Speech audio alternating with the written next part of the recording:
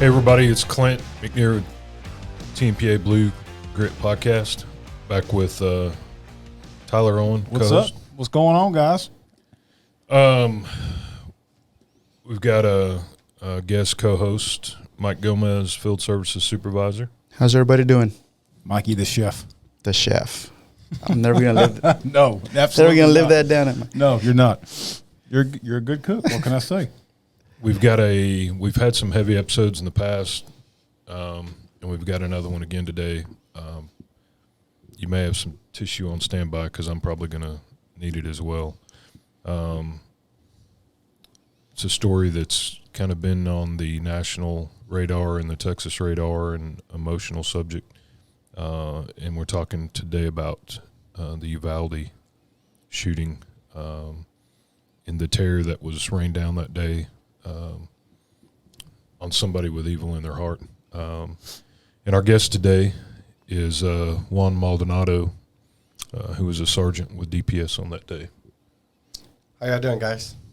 Glad you're here, man. Glad you're here. Welcome on. Before we dive into it, be sure to hit that subscribe button and download our podcast. It helps us out, lets us know that the content we're pushing out is good stuff, and you guys want to continue to hear these kind of episodes. So go ahead and hit that like button and download these episodes and subscribe.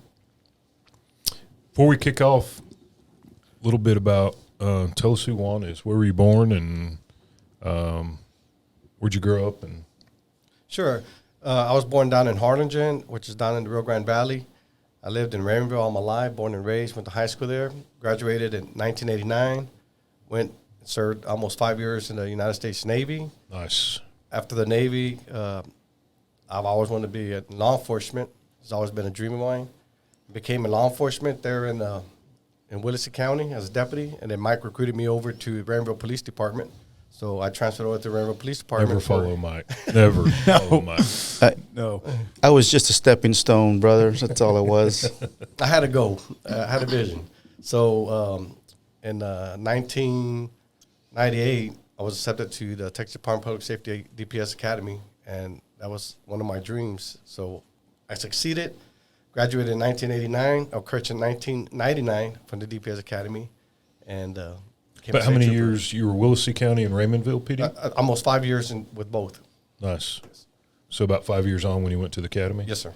Nice. About how old were you when you hit the academy? 27, 28 years old. Oh, okay. Yes, sir. So Was not a super young guy going through. Correct.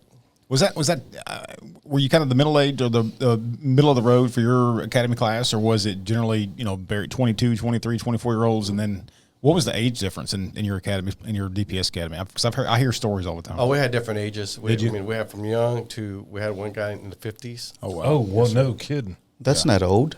Wait, I'm 50 now. Yeah, I'm getting up there myself. I'm I'm probably the youngest 50. one here. I'm not getting through the DPS academy. Went through the academy, and everybody knows they run a pretty tight ship and a really good academy. First gig. Yes, when I graduated from the academy, I was fortunate to go to Raymondville. Oh, I was wow, stationed in back home. Raymondville, back home. Was married and then transferred to Uvalde County.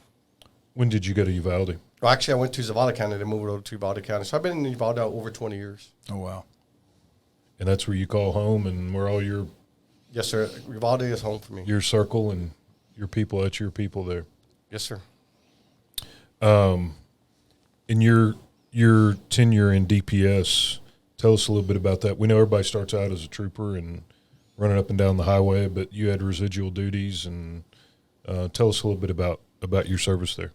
Yes, sir. I had a great time as a state trooper. I did 12 years as a trooper. I promoted in 2012 as a sergeant for Highway Patrol. Went to Eagle Pass. Was my first sergeant supervisor duty. Spent over 5 years there in Eagle Pass, which I enjoyed it. Had great troopers down there. Went down to Crystal City. Transferred over to Crystal City. Was a trooper, a sergeant there for 4 years.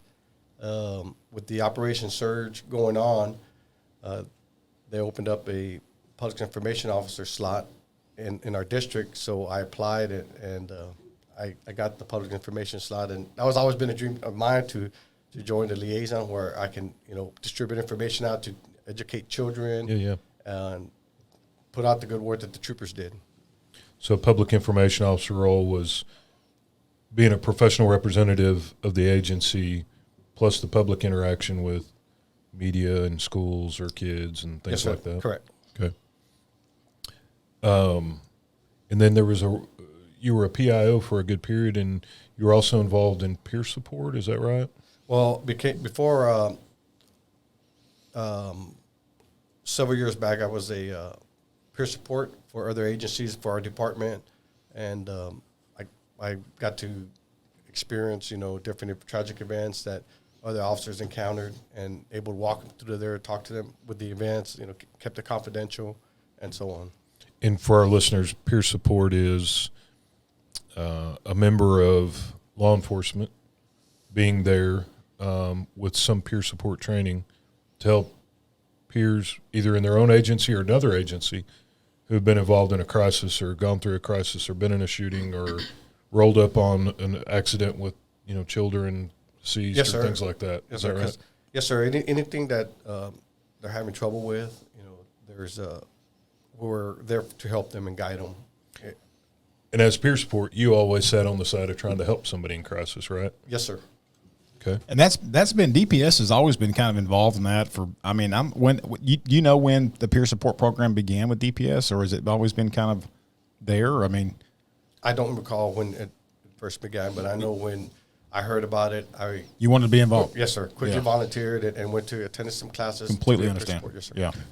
Now, you also did some other things with DPS having to do with reconstruction. Yes, I was on the crash team for our district, and when I promoted supervisor, I also became the district team leader for our district on investigating crash investigations for fatalities or fleet investigations. Yeah. And was it your role as peer support or PIO when you got some of your commendation, some awards for your good work there? Was that? I was actually a trooper. I got the Regional Commander Award back in, I believe, in 2011. So I got the Regional Commander Award for our area. Nice. Good stuff. So moving forward, and folks that aren't in law enforcement watching this, there is local law enforcement being municipal cities. There's sheriff's departments, which may have several municipalities within within that. So you start small with a municipality, then you have a county, then you have the state police. But even with all of those jurisdictions, if a sheriff's deputy rolls up into Austin, they don't necessarily take over or take over a scene, vice versa. Or DPS pulls up to a scene is not necessarily there's a respect as far as jurisdiction and authority at a scene. Would that be fair? Yes, sir. So like I'm retired from Garland, and if we were working a shooting or at a scene, DPS or the sheriff's department wouldn't just come over and take our scene over from us. You might show up and support, Right. but wouldn't come take it over. And federal. Yeah. Federal agencies too. Yep. And so leading up to May of 2022, just kind of walk us through and tell us how that came about for you in your words. Well, that day, I believe it was on a Tuesday morning or Tuesday mid-morning. I was at my office, and my friend was in the office, and I heard over the radio that there was shots fired at the school. We responded, arrived on scene, saw the vehicle in question, slowed down to make sure that there was no one around it.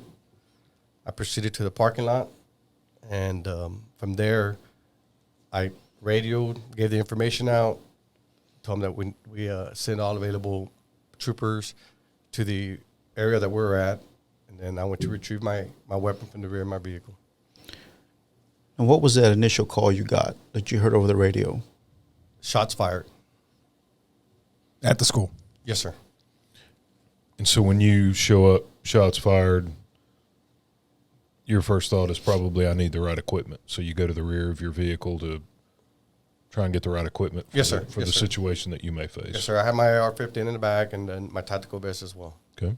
So you gear up and then tell us what you did or what occurred then.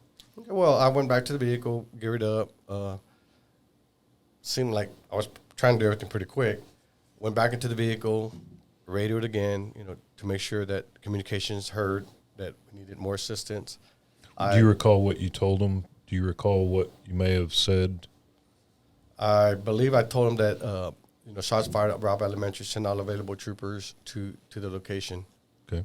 And then And you're communicating with your DPS communications, yes, sir. not the sheriff's department. And so for our listeners out there, your state troopers in rural settings, it's not uncommon for you guys to have to bounce back and forth of using a county SO or DPS communications, and y'all's DPS communications is a regional dispatch center.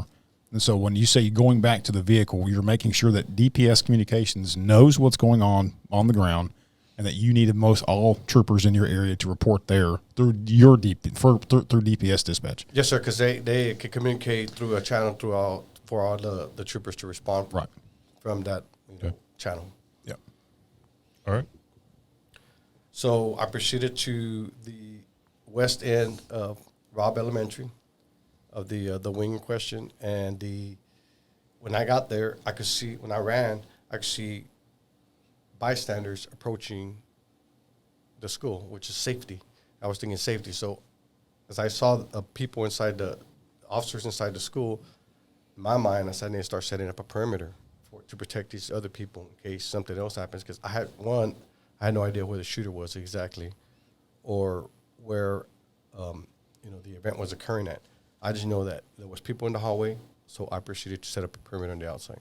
You didn't even know there was more than one shooter at that time.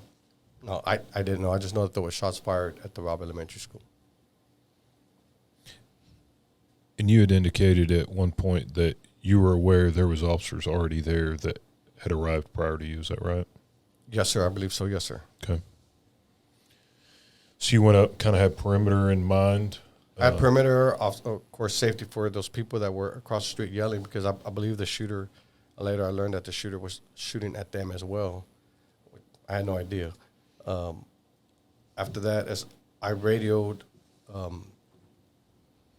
for EMS to start setting a perimeter, or not perimeter, but to stage. We needed EMS personnel to stage. As officers got there, I tried to direct them to set a perimeter, send people also to the south end. I did that. Also, during this time, there's a lot of information that's vague to me that I don't recall due to the tragic situation. But what I do recall is, For our listeners, it's critical incident amnesia, which is not uncommon after an extremely high stress situation. People just don't recall events as they play out, so it's not uncommon. Yes, sir. And so I saw, I walked to the south end. There was a lady that was shot. So I grabbed her. She was wounded. And I walked her all the way to the north end, to get medical treatment. So that was paramount that I get her medical treatment because, she needed medical help. Got her there, went back towards the west end. I know at one point I went back into the building to give them some keys. I don't know when it was because I don't recall when. I know I went in there briefly, came back out. Then I saw officers on the south end rescuing kids. So I started in the north end. I busted out a window with my baton, put my tactical vest over the window, tried to open it. And as the kids were jumping out, they were frightened. That's a look that, I'll never forget. We finally opened up the window completely, vacated the classroom, and the last person to go was a teacher. So I was able to lift her out the window. And where they went from there, I don't know. My goal was just to get them out as quick as I could, because I know that we're close to the area where the shooter was. So from there, I went back towards the south end of the wing, went into the south entrance, and that's where I was kneeling down see where the classroom exactly was. I'm not really familiarized with which classroom it was. I then heard, don't send a unit in because we're still vacating kids from the east side of the wing. So I walked right back out, and at that time I laid down and to see if I can get an angle in the building, and I saw little feet running behind me. Of course, I started thinking of my best friend and who else was in the building or in the classroom. From there, I got back up, and I could see a tree. I said, you know what? These officers are parallel. If the shooter was to jump out the window, I can take him out. So I ran to the tree, got in a tactical prone position, and I had an angle at him in case he jumped out the window. I said, I'll take him out from there. Because there was enough people in the hallways. They didn't need me in the hallway. So, I spent time there. I heard shots fired. That was the end of it. Ran to the south end. There was an federal agent coming out in plain clothes that I recall. I grabbed him. I noticed that he had a hat that was, had a hole in it from the round. He'd taken a shot to the head? I believe so, sir. Okay. So I took him to the north end and got him medical treatment. Came back in and went into the west end.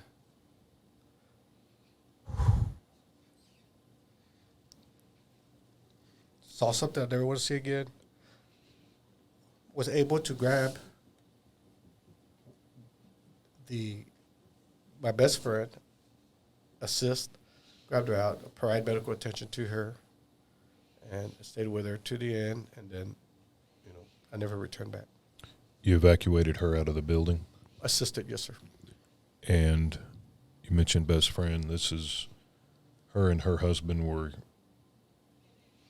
personal, like brother and sister friends. You spent weekends together and had just spent the weekend together. And yeah, just a few days that weekend prior we were spending the weekend together. We spent a lot of days together, especially during the pandemic. And she was a teacher? Yes, sir. She was one of the heroes that were lost that day. And you said you assisted in getting her out, and you assisted in trying to provide medical care to her as well. Is that right? Yes, sir. Sir, I was one of them that provided CPR.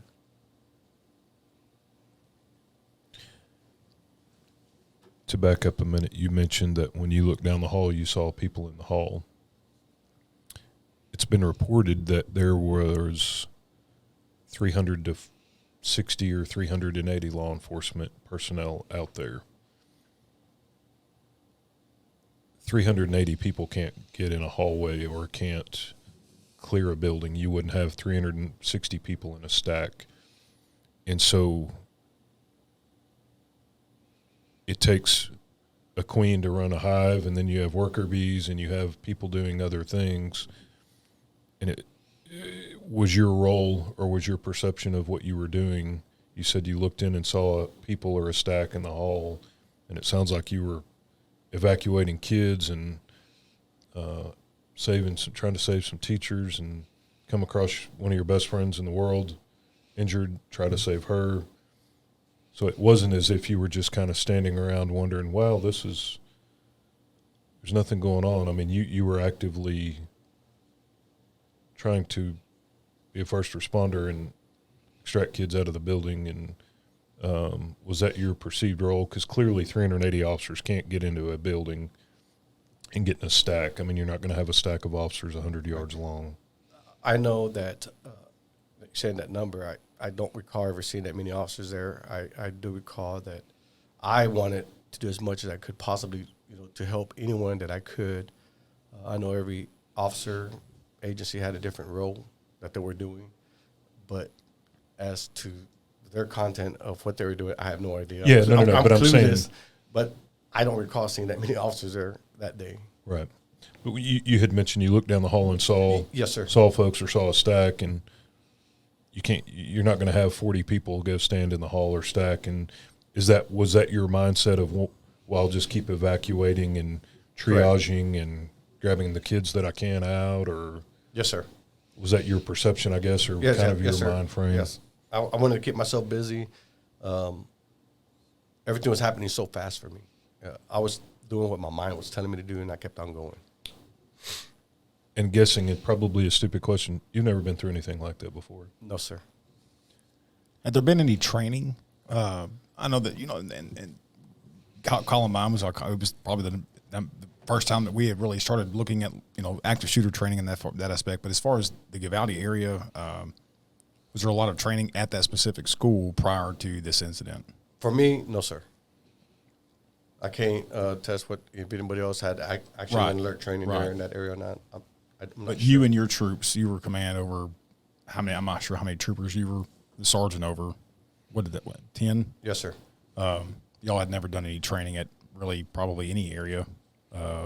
Elementary schools. It was probably just a general, probably closed down prior to this. That's what we used was closed down schools for area law enforcement. So you guys haven't never ran a drill in that area. No, sir. I never personally did in that Right. area. Yes, sir. Well, and for context to listeners, we have listeners in other countries and across the states. Y'all's focus for the last several years has been the border Yes, sir. and having to augment our federal officers at the border. And so municipal type enforcement and being involved in an city setting had not been the focus probably for 3 or 4 years. There had been a surge at the border, and I know troopers from even the Panhandle and in Amarillo are having to go to the border like every 3 weeks. And not saying right or wrong, but I would imagine that was y'all's mission focus for a period, wasn't it? Well, yeah. So I mean, they currently still have different officers down there and at the border working the operation down there, and it's always been our mission as our department. Well, when I worked for Texas Department of Public Safety, is to always provide as much assistance you could to other entities, to provide assets or anything that we can do for them. Assistance and support, not take over. Correct. And this may be a question that you may not feel comfortable even asking, or I mean answering. While you were doing your duties and trying to establish a perimeter, trying to triage patients at the school, and doing everything at such a fast pace, do you recall hearing any shots while you were at the school? No, I was asked if I heard shots, and my answer was no, because I don't recall hearing any shots after I got there. During the time frame that this was going on, I never heard any shots until the end of the incident. And that was the team moving in. Yes, Those sir. are the shots you heard Yes. from them. Had you been in a critical incident enough prior to this that you've ever suffered auditory exclusion? Not like this, sir. When I was asked, and I provided that information, that I never heard of it. Well, and it's involuntary. I mean, it's not as if you can turn your ears on and off. I mean, it's an involuntary physiological response that your body has, but it's just not something you can control. And even people who have been in SWAT or been in multiple critical incidents still suffer from, narrowing of vision, inattentional blindness, and auditory exclusion. And so what you experienced and what you describe is not uncommon. I know that now going through getting help for myself from the incident, I know that PTSD is a real thing. So, yes, sir. And we want to be fixers as cops. We're always wanting to fix, and we're never want to be broken. Yeah, they always think of us as robots, but we're actually, the older and the wiser I've gotten, we're human. We have a heart, and our heart beats just like everybody else's. Well, and the part of the problem, too, is I don't ever use the D on PTS because nobody wants to be told they have a disorder. Correct. Nobody wants to be broken or have a disorder. And that causes a lot of people to not want to seek help, and it's a tough pill to swallow when somebody tells you you got PTS, Juan. And the ironic thing is, you, as peer support, you always sat in the other chair trying to help someone, and probably never thought you would be the one sitting where you are. Most definitely. But the good thing about it is I'm being positive about it to try to get help or getting help. And I know I'm not the only one out there, suffering through this. A lot of my colleagues are as well. And it's not only a local issue, it's a nation issue. It's a nationwide issue. Somebody that suffers through something traumatic event, it's okay. It's okay to go get counseling. There's nothing wrong with it. It's actually better for you. It can save your marriage. It can save your family. It can save you from going into dark places. Well, the human body's not built to see trauma every day, all day, for a 20-year career, 23-year career. The human body and brain is not built to see trauma like that over and over, repeated. I know on past shows, me and Clint have talked to several people, and you may have heard the statistics on this. The average person actually has witnessed or been involved in 2 what we consider critical instances of their life. They've seen a horrific accident while driving down the highway, the loss of a loved one. 2, public servants, fire, police, military, nursing staffs, doctors. I think on average it's around 180 during their career. 180. So the average citizen is 2, and we have 180. And I think you coming on here today and telling, the PTS side of it, it's remarkable, and I'm proud of it, and I'm with you, as well as everybody else out there. It's okay to not be okay. You bring a good point up.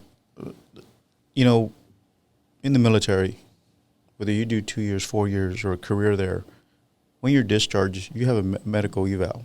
And if you've seen combat or you're suffering from something, you're taken care of after that. The government's going to take care of you.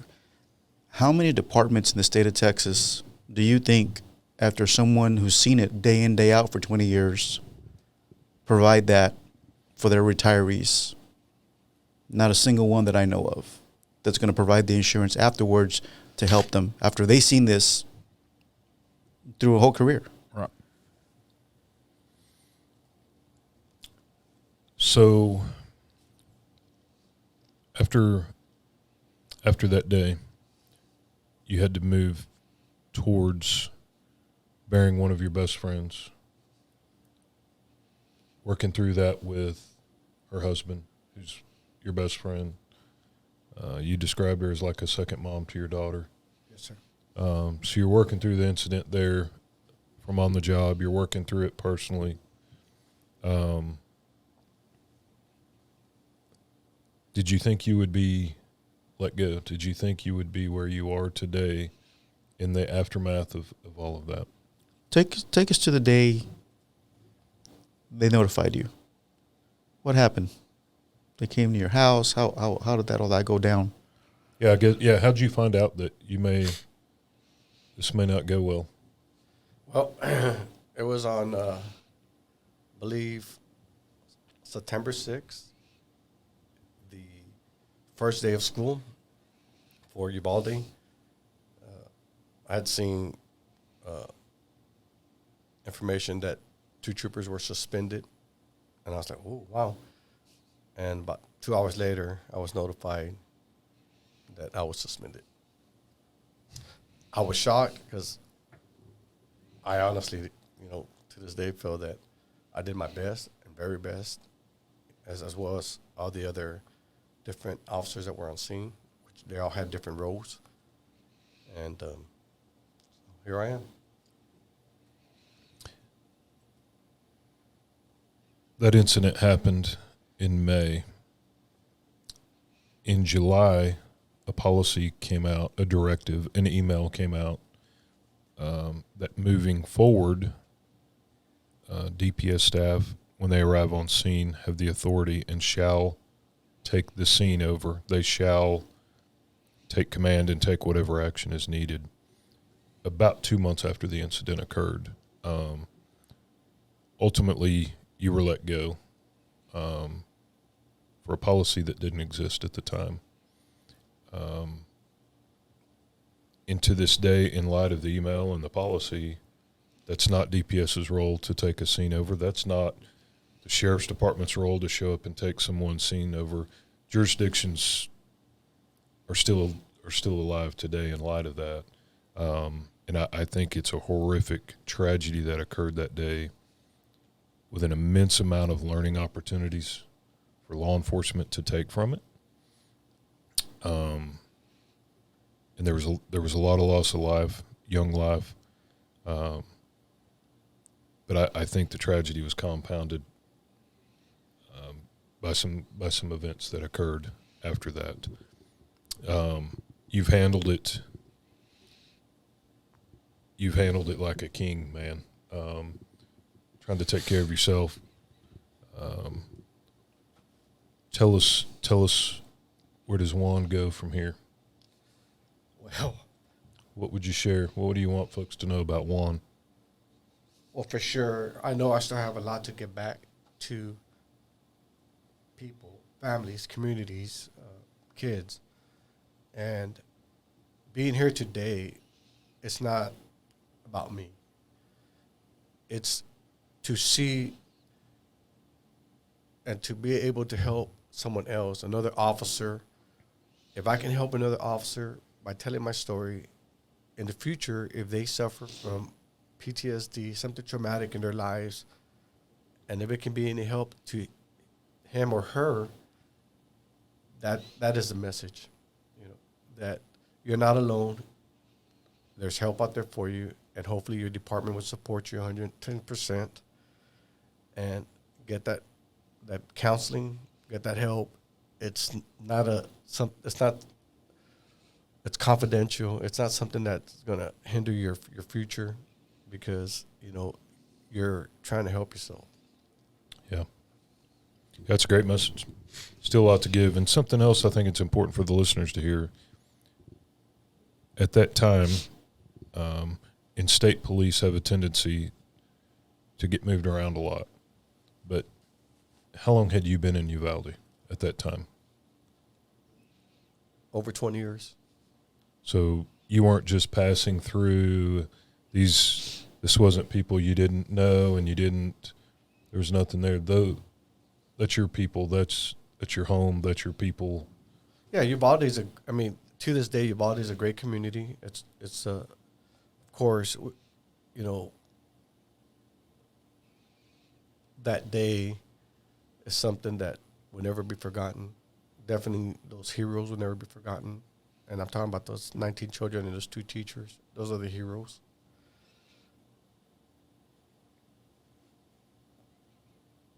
But Uvalde is taking small steps, and we'll get through this.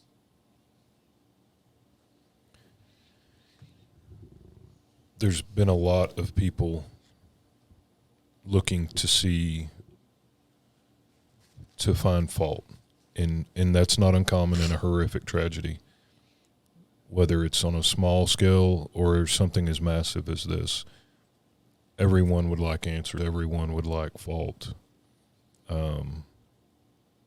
What would Juan say is where does fault, blame lie for this tragedy?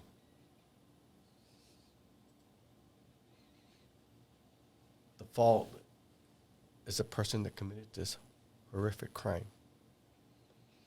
that took those 19 kids and 2 teachers. That's the person that should be blamed for all this. Can we learn from this incident? Definitely. And I've said it, you can improve any function, any incident. It could be a small party, big festival. It can always be improved and learn from, prior mistakes. And that's a great point. Literally, every traffic stop, you can look back on camera and go, I probably could have approached it a different angle. I probably could have handled this family disturbance call better. I probably shouldn't have parked that close to the house when I arrived. Every incident we have to learn from. We need to do better. And that's why law enforcement continues to try and be more professional, try and find better training. Tmpa today was hosting a 2-day force science class. trying to ensure that Texas police officers have the most professional training that there are. But we're not closed-minded to think we can always do it better. Always.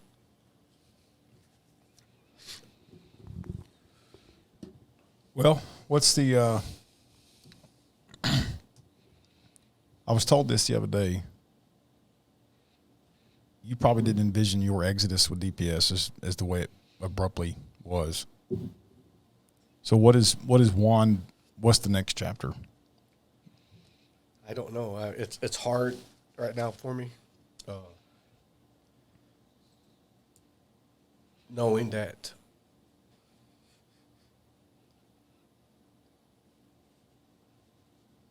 excuse me.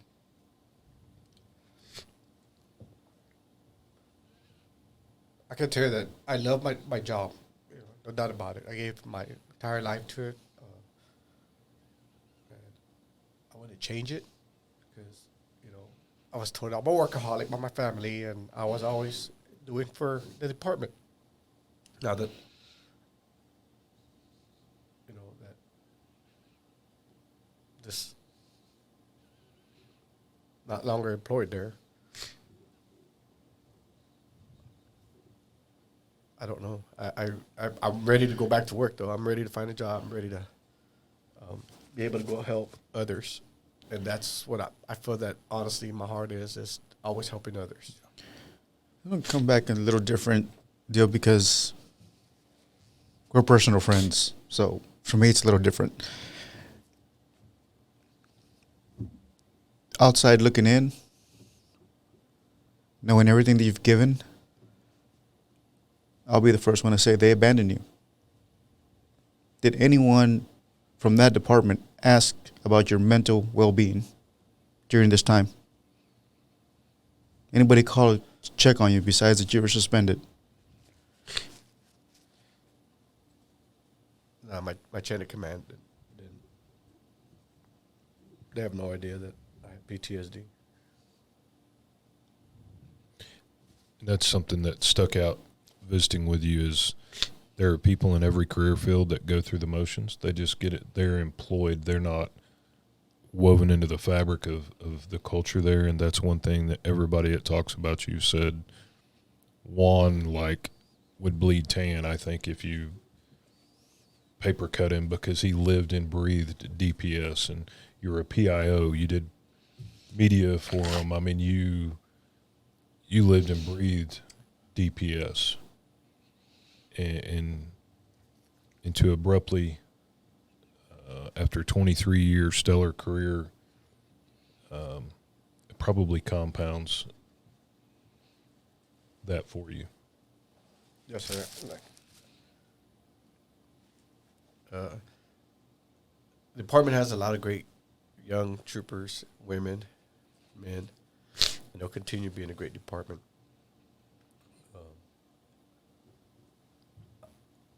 It brings great pleasure, that I was able to work, and I had a lot of good troopers under me. So they're succeeding in their ways. And your response right now is a testament of who you are as a person. I don't know if I could respond in that manner. I don't know. I would be a lot more probably vocal. But I think your true love and passion for DPS is shining now more than ever. And your character. Because even now, with everything that has transpired, you still don't want to bash the department, and you still don't want to bring that negative light on DPS because you do it's in your blood, and you love it. Just like your response a while ago, they've got phenomenal men and women, and this is a learning curve, hopefully, for the chain of command and a lesson learned. Yeah, there's a whole lot to be learned from this across the board. Yeah, not just for the people who were responding that day, but how it was handled after the fact. Yes, absolutely. Absolutely. Well, we typically do some questions, but I think we're going to skip it this episode. This is a pretty powerful episode. It's a very emotional one. Mikey, you got anything? No, I was actually looking forward to the questions. You're looking forward to He needs a good laugh before we leave. Yeah. I'd go with it. Yeah. I'd go with All it. right. He's ready. All right. So listen, if you were a DPS guy, I'm going to have my faith in you, okay? There's going to be 3 questions. Your favorite cop car? Camaro. Oh, he was one of them. Sorry. Your favorite movie, cop movie, a line from a cop movie, your favorite cop car, and your favorite whiskey. Well, my favorite car would be back to the Camaro. I always wanted to drive a DPS Mustang. That didn't happen. It was before my time. Favorite cop movie, way before y'all's time, T.J. Hooker. Oh, yeah. We're going back to the mid-'80s. Whiskey, I really don't care for whiskey. Yeah. All right. Just don't try Angel's Envy. It's a whole separate episode. All right, again, hit that like, subscribe button. Share your content. If you need to get a hold of us, the Blue Grit team, hit us at bluegrit@tmpa.org. But you got anything? Juan, I can't thank you for coming on, for sharing your story. It's important for people to understand we hire from the human race. And until we can hire robots that don't have feelings, don't have emotions, don't have different perceptions of what's going on at times, we're gonna have humans who are broken after they've gone through incidents. And it's important that our non-law enforcement listeners understand everybody at a scene at any critical incident is judged on their perception and their processing that they had at that moment. Not days, weeks, and months later, not watching surveillance camera footage, not having 3 months to watch camera angles. People's actions, no matter what it is every day, if it's your wife gets in a car wreck and you're frustrated with her, you might learn the facts about it until you judge what she saw, knew during the time of the crash. And that's super important. And there was horrific tragic loss in this, which increases the emotion. People look for fault or blame in that. But there's a lot of humans who have suffered and are continuing to suffer. Yeah. And Juan, we pray for you and the people of Uvalde, your people. Yes, most definitely continue prayers for the families affected, families that lost their children, their loved ones, their teachers. That's always been in my prayers at night. There's nothing you can do to bring back their loved ones, but to move forward and have faith strengthened. Yep.